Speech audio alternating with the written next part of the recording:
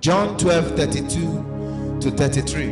And I, if I be lifted up from the earth, will draw all men unto me. Jesus says, if he is lifted up, he will draw all men to him. No wonder when he was lifted at Golgotha, when that cross was lifted, the whole world was represented there. Jesus drew men to himself when he was lifted up on the cross at Calvary, both physically and spiritually. The cross represents shame, death, reproach. As long as you believe in that man that was lifted on the cross, you have been lifted above whatever the cross represents. What are the contemporary lessons a believer should learn from the crucifixion of Jesus? What are the lessons? Number one, John chapter 18 from verse 1 to 2. Look at what verse 2 says. And Judas also, which betrayed him, knew the place, for Jesus oftentimes resorted thither with his disciples. Don't allow everyone easily guess your next move. Judas easily saw Jesus because he always knew where Jesus went for prayers. Judas could easily take the soldiers, to point at. He didn't guess. He didn't need a GPS to locate where Jesus was. He already knew that he is always at this garden at this time of the day to pray. Hence, it was easy for Judas to take the soldiers to where he was. Yes, he died. It was for a reason. It was for his sacrifice to save us. But he has sacrificed himself. Will you also sacrifice yourself again? Hence, you don't want to be sacrificing at the hands of another Judas, because in every place you find yourself, there is a Judas there. You don't want to sacrifice your life in the hands of another Judas. Don't allow everyone easily guess your next move. Judas easily sold Jesus because he knew where Jesus was at each point in time. Number two, John 18:4-5 now. Person where they ask question, no, they will do what? Jesus knew they came for him, yet he asked them, who seek ye? Because there was something he was about to manifest. Asking questions makes you give the right response, action and reaction to the right person. Verse 18, chapter 18 verse 6 says, as soon as then as he had said unto them, I am he, they went backward and all fell to the ground. He first asked them, did you come for me? They said, yes, I came for you. Immediately he answered, I am the one. All of them did what? Fell to the ground. Learn to ask questions in life. Don't look at things and don't ask questions.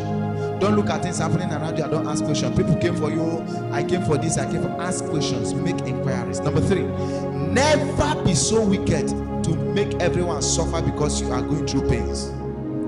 Jesus never allowed the soldiers take his disciples, he never allowed the soldiers to take the disciples along with him, that the saying might be fulfilled, which he spake, of them which thou gavest me have I lost none. Never be so wicked to make everyone around you suffer because you are suffering. Jesus would have said, okay, it is the end of my ministry, or your disciples, everyone follow me to, they must crucify all of us. But Jesus never acted so. Learn to shield people around you. Learn to not make people go through the storm with you. Go through the storm for them. Number 4, John chapter 18 verse 10-11. Put up the sword into the shield. The cup which my Father had given me shall I drink. Let me tell you this. Never look for a shortcut to your destiny. Be bold enough to face the pains it takes to grab your gains. Jesus would have said, Peter is here to fight for me. Other disciples are here to fight for me, and he himself could have called legions of angels to deal with the soldiers. There are two of us. He would have looked for a shortcut to get out of that pain. But here is Jesus. He stood face to face with the pain because of the gain. What is the gain? You and I seated here today. Number 5, John chapter 18 verse 15 now to 16. And Simon Peter followed Jesus. It is not about the number of praise singers that you have in life, hear me, but the few who are truly ready to follow you go through your shame, pains, and trial moments. Many are criticizing Peter. He denied Jesus. He denies Jesus. He denies Jesus. But many are forgetting to celebrate the fact that of all the disciples, he was the one that risked his life most to follow Jesus. Not the fact that he denied. Before the denial, how many disciples followed Jesus to enter into the place where he was tried? Yes, he was weak at a point that he denied Jesus. But the truth be told, if he didn't deny Jesus, there won't be any rock upon which the church will be built, because Jesus had already told him that thou art the rock upon which we are the church will be. Everything was programmed the way the scripture kept it, the way prophecies kept it. But the lesson I want you to learn here is this simple and short lesson. In life, look out for not only people who are singing your praise. Remember those disciples, their mothers went to tell Jesus, look at my brother John and all the rest. This one should sit on your right hand and this on your left hand. Where were they when they came to arrest Jesus? Only Peter followed him. In life, you follow praise singers, they become grave diggers. I used to tell you that over and over. If you find one man in life that will stick his head to follow you through pains, follow you through shames, hold that person. Hold that person what? That is a Peter that God has given to you. Number 6. When a phase of your life is meant to change you for the better, despite the painful process, it may look like God has forsaken you, but stay close to the pain, because there is a gain out of it. Look at this, John chapter 19 verse 11 to 12. Jesus answered, thou couldst have no power at all against me, except it were given thee from above.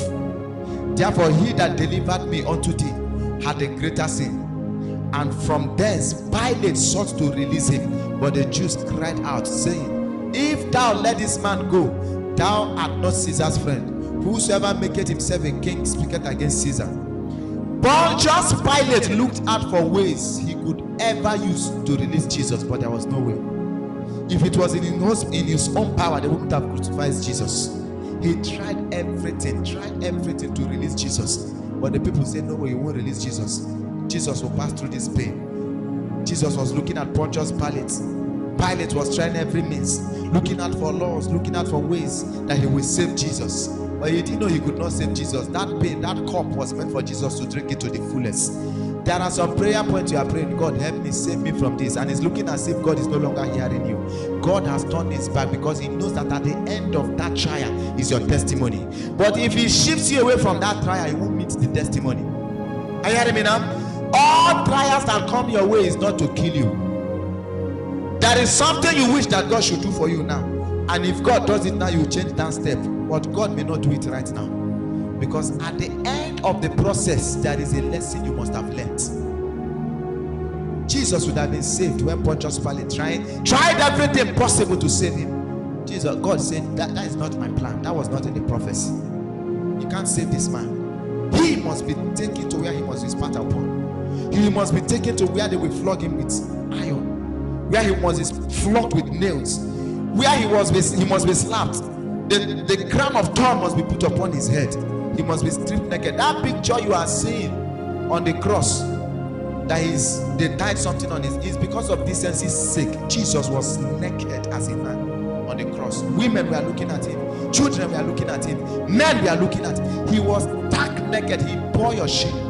You can imagine if you are in a room naked and somebody comes into that room, what do? You quickly cover yourself and run into hiding. Two of us. Imagine Jesus, a full-fledged man, stood naked. He bore your shame. God said, if he has to bear this shame to the fullest. There was no covering. They naked him, kept him on the cross. They looked at him, King of the Jews. God left him. God allowed him to go through nakedness so that no man can see your nakedness. God allowed Jesus wear the thorn of crown so that nobody can come and press the thorn of crown on your head.